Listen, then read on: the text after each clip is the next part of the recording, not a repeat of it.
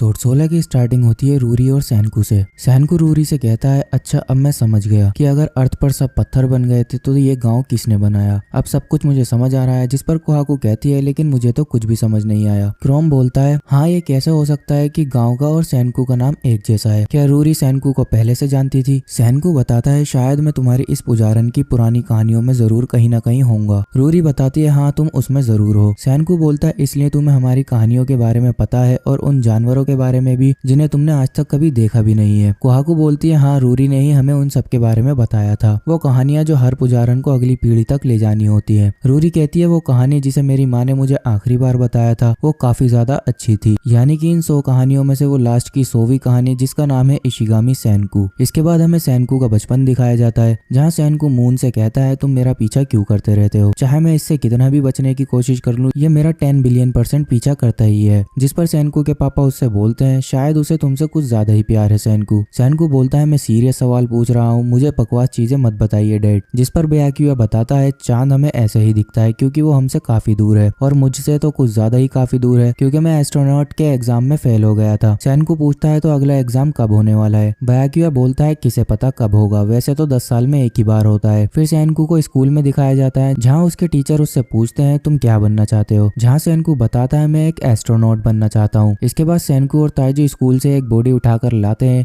जिस पर सैनकू अपने एक्सपेरिमेंट कर सके। इधर बयाक्यूआ फिर से अपने एस्ट्रोनॉट का एग्जाम देने के लिए तैयारी करता है, स्विमिंग की, जिसमें कि ये बंदा बिल्कुल भी अच्छा नहीं है। एक सूट की मदद से जो कि सैनकू ने उसे बना के दिया है। सैनकू एकदम से ही अपने बाप को पानी में धक्का दे देता है। पानी में गिरते ही बयाक्यूआ के हाथ पैर खुद ही चलने लगते हैं बिजली की वजह से, जिसको सैनकू ने बनाया ही इस तरह से है। सैनकू कहता है, उस एग्जाम में स्विमिंग ही आपकी सबसे बड़ी कमजोरी है ना? तो इस सूट की मदद से मैं आपको वो सारे मूव सिखा दूंगा। इसके बाद बयाक्यूआ का फिर से एग्जाम होता है जिसमें वो अच्छे से स्विम कर लेता है। इसके बाद जो बयाक्यूआ का इंटरव्यू लेने वहां बैठे थे वो उससे पूछते हैं, क्या वो सूट सच में उस 5th ग्रेड के बच्चे ने खुद बनाया है? जिस पर बयाक्यूआ बताता है कि हाँ वो उसने खुद बनाया था। फिर बयाक्यूआ से पूछा जाता है, तो क्या वो सच में काम का था? जिस पर बयाक्यूआ बोलता है, नहीं वो किसी भी काम का नहीं था, लेकिन सैनकू ने वो सूट स्पेशल मेरे लिए ही बनाया था। तो चाहे मेरी जान ही क्यों न चली जाती, लेकिन मुझे उस सूट में तैरना ही था और आखिर में मैं यहाँ स्विमिंग टेस्ट पास कर पाया सिर्फ इस वजह से ही। चाहे कुछ भी हो जाए, मैं एक एस्ट्रोनॉट बनूंगा और स्पेस में जाकर रहूंगा और साइंस के लिए काम करूंगा। मैं उस छोटे से बच्चे का एहसान सिर्फ इस तरह से ही चुका सकता हूँ। फिर 5 साल बाद का सीन शिफ्ट होता है, जहाँ बयाक्यूआ और उसकी टीम स्पेस में जाने के लिए रॉकेट में चल रहे होते हैं। तभी बयाक्यूआ रिपोर्टर का माइक लेकर बोलता है, सैनकू जहाँ तक मुझे पता है तुम न्यूज नहीं देख रहे होगे, लेकिन मैं स्पेस से तुम्हारे लिए बहुत अच्छे गिफ्ट लाने वाला हूँ। इधर सैनकू लाइव अपने डैड को देख रहा होता है क्लास में बैठकर। इसी के साथ बयाक्यूआ का रॉकेट लॉन्च हो जाता है। इसके बाद बयाक्यूआ का रॉकेट स्पेस स्टेशन से डॉक करता है, जिसके बाद बयाक्यूआ और उसके साथी स्पेस स्टेशन में एंटर हो जाते हैं, जहाँ पहले से 3 लोग होते हैं उनके वेलकम के लिए। और एंटर करते ही बयाक्यूआ और लिलियान इन तीनों की फिरकी लेने लगते हैं। जिसके बाद बयाक्यूआ बहुत तेज तेज हंसने लगता है और कहता है, माफ करना, हम बस मजाक कर रहे थे। फिर लिलियान कहती है, डराने के लिए माफ करना और मुझे आपके साथ यहाँ रहकर काफी खुशी होगी। असल में लिलियान एक फेमस सिंगर है और यहाँ पर एक टूरिस्ट बनकर आई है जिसने स्पेस में आने के लिए 5 करोड़ फूंक दिए हैं। जिस पर निकितिन बोलता है, मुझे तो लगा था कि ये हफ्ता नरक बनने वाला है। इसके बाद दालिया बोलती है, तुमने तो हमारा काफी अच्छा काट दिया, थोड़ी देर ऐसे ही करती तो मैं तुम्हें निपटा ही देती। वैसे जो भी हो, तुमसे मिलकर खुशी हुई। ये जो बुढ़ऊ से कांप रहे हैं ये मेरे हस्बैंड है निकितिन। निकितिन बोलता है, मुझे तो हार्ट अटैक आने ही वाला था। दालिया और मैं, हम दोनों डॉक्टर्स थे, तो अगर तबीयत अच्छी ना लगे तो हमें जरूर बताना। बयाक्यूआ बताता है, निकितिन का यहाँ होना काफी अच्छा है, आखिर उसका स्पेस में ये दूसरी बार जो आना हुआ है। दालिया बताती है, मेरे हस्बैंड के पीछे वाली लड़की है कोनी, वो नासा में काम करती थी और ये कोनी बंदी लिलियान की डाई हार्ट फैन निकलती है। कोनी कहती है, क्या मुझे आपका ऑटोग्राफ मिल सकता है? बयाक्यूआ कहता है, तो अब वक्त है स्टेज को सजाने का, जिसके लिए लिलियान ने 5 करोड़ दिए हैं। हम यहाँ इसी के गाने बीजीएम में सुनेंगे। लिलियान यहाँ भी अपने सॉन्ग्स लाइव कर रही होती है और बाकी सब आराम से मजे लेते हैं और ये सॉन्ग्स अर्थ पर लाइव चल रहे होते हैं, जिससे कि सब लोग इन्हें सुन सके। अर्थ पर लिलियान के सॉन्ग सब लोग बड़े मजे से सुन रहे होते हैं। इसी के चलते लिलियान का ये स्पेस कॉन्सर्ट खत्म हो जाता है। लिलियान बयाक्यूआ और शामिल से पूछती है, क्या तुम लोग अपनी फैमिली से बात नहीं करोगे? जिस पर शामिल बोलता है, इसकी कोई जरूरत नहीं है क्योंकि मेरी कोई फैमिली है ही नहीं। लिलियान पूछती है, और बयाक्यूआ तुम्हारा क्या कहना है? बयाक्यूआ लिलियान को बताता है, मेरा एक बेटा है जिसका नाम है सैनकू, लेकिन वो भी शामिल के जितना ही अकड़ू है, उसे बात करने में कोई भी दिलचस्पी नहीं है, वो शायद अब भी अपनी किसी रिसर्च में लगा हुआ होगा। इधर सैनकू को दिखाया जाता है जो कि किसी चीज पर रिसर्च कर रहा होता है जो चिड़िया पत्थर में बदल चुकी है उनके बारे में। कुछ देर बाद ही सैनकू कंफर्म कर लेता है कि ये पत्थर की मूर्तियां नहीं बल्कि असली चिड़िया है जो पत्थर बन चुकी है। सैनकू बोलता है, दुनिया भर की चिड़िया पत्थर बन बन रही हैं ये काफी भयानक है, लेकिन साथ ही साथ बड़ा दिलचस्प भी। हमें फिर से स्पेस स्टेशन का सीन दिखाया जाता है जहाँ पर लिलियान और बयाकुया बातें कर रहे होते हैं।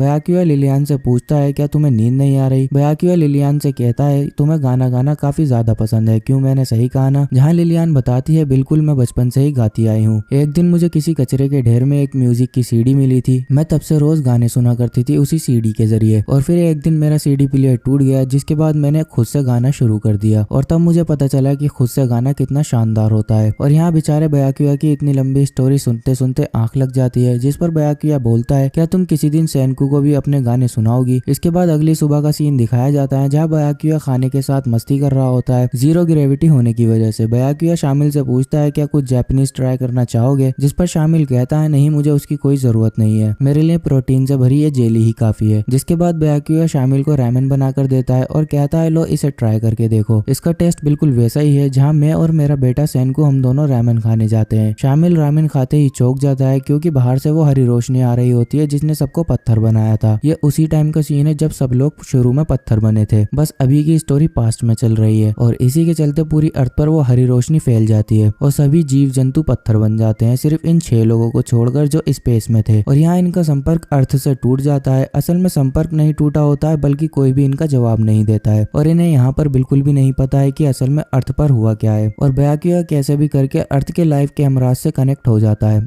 और जब ये सबको ऐसे पत्थर बना हुआ देखते हैं तो इनके होश उड़े रह जाते हैं। जिस पर निकितिन बोलता है रुको, फिक्र मत करो, अर्थ पर 700 करोड़ लोग हैं, कोई तो बचा ही होगा, वो हमें जरूर बचा लेंगे। जहाँ शामिल बोलता है अच्छा, और हमें उसके लिए कितना इंतजार करना पड़ेगा, अभी मानव जाति ऐसी हालत में है कि इस स्पेस में हमारे लिए कोई उम्मीद है ही नहीं। जिस पर बयाकुया कहता है चलो अर्थ पर वापस चलते हैं, क्योंकि अब हम आखिरी 6 इंसान बचे हैं, हमारी यहाँ कौन ही मदद करेगा, उल्टा हमें उनकी मदद करनी होगी, सारे के सारे 700 करोड़ लोगों की। इसी के साथ एपिसोड 16 खत्म होता है। मैं मिलता हूँ आपसे नेक्स्ट एपिसोड में, तब तक के लिए गुड बाय, सायोनारा।